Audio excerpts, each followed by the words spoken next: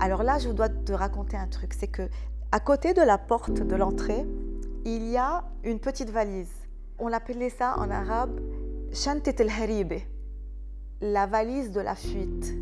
Donc dans cette valise, il y avait les passeports, il y avait l'argent, il y avait les bijoux de ma mère, les diplômes de mes parents, du mercurochrome, du picon, des toasts, des piles électriques, des batteries et du Panadol. Voilà. Et cette valise, elle ne bougeait pas. C'était ça sa place. Dès qu'il y a un truc, tout de suite, on la prend et on descend. Alors là, en dégringolant les escaliers, ma mère a pris la valise, etc. Et notre voisine était là à dégringoler les escaliers avec son narguilé. Elle tenait sa robe d'un côté et le narguilé d'un autre côté. Comme si de rien n'était, elle s'est installée dans son coin, comme si de rien n'était. Elle faisait ça à chaque fois? À chaque fois. C'est devenu normal.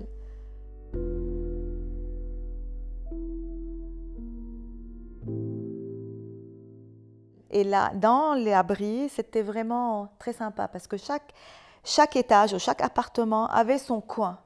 Dans notre coin, ma mère, elle avait installé 2 matelas, des draps, 2 petits tabourets comme ça.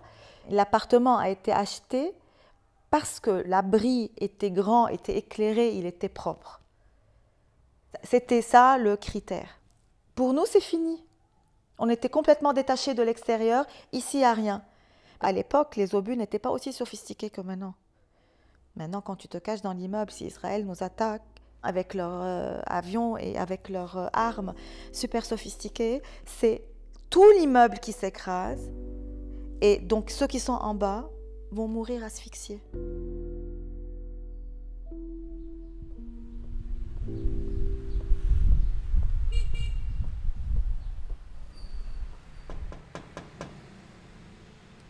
Alors, dans les abris, il se passe des choses étranges, extraordinaires. De nouvelles relations qui se créaient, les voisins se voyaient plus. C'est vrai, il y avait des disputes, des histoires d'amour. C'est comme ça. Comme quoi, comme histoire d'amour? J'avais une copine qui n'était pas dans mon quartier, qui était dans un autre quartier. Quand je suis arrivé à cet abri-là, j'ai rencontré une fille que j'ai très aimée. J'ai dit à ma copine qui était trop loin que khalas, il faut qu'on se quitte parce que c'est une très belle copine. Tu comprends? Non, je dois avoir cette copine si elle ne vient pas. Alors elle est venue. Elle a fui sa maison pendant la guerre. Elle est venue aussi chez moi. Alors moi, je dois... Pour être avec moi. Alors moi, je devais vraiment la mettre dans l'abri aussi, n'est-ce pas? Alors, les 2 copines sont devenues des amies. Mais toi, tu étais amoureux des 2? Alors moi, j'étais amoureux de la première. Et la deuxième, on commençait à être amoureux. Oui, dans l'abri, on se cachait pour faire, mais pas une grande intimité, une petite intimité. On ne pouvait pas avoir notre aise. Il est tout près d'ici. Tu peux aller maintenant marcher comme ça, 200 mètres. Je ne suis jamais descendu après, tu sais. Je ne crois pas, je n'ai pas demandé. Qu'est-ce qui s'est devenu? Je dois demander maintenant. Tu veux pas qu'on aille voir?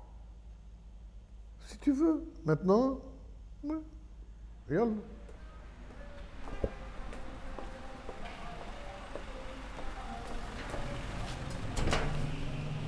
C'est fermé. C'est fermé de dedans. C'est une plaque par terre. Ça, c'est l'issue de secours. Et tu peux entrer par l'immeuble.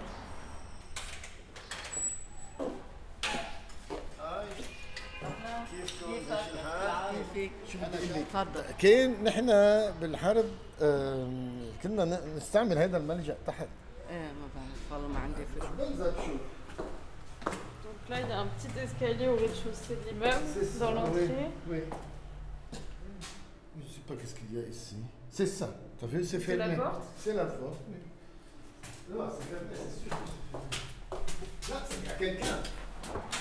Mais peut-être maintenant, elle est devenue un parking. Regarde, la deuxième habitait dans l'autre quartier qui était là. Elle est venue.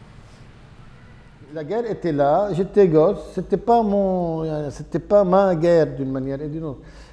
Et c'est là où moi j'allais à mon école a fermé, on est resté dans la maison, les vitres se cassaient, chaque fois il y a un obus qui se met tout près de chez nous pour exploser quelque chose, un magasin,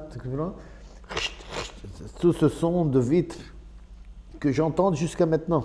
Tu comprends que jusqu'à maintenant, j'entends ce son-là parce que chaque fois, chaque 10 ans, chaque casa, les vitres se cassent chez nous. Hein? Depuis la guerre, les vitres se cassent. On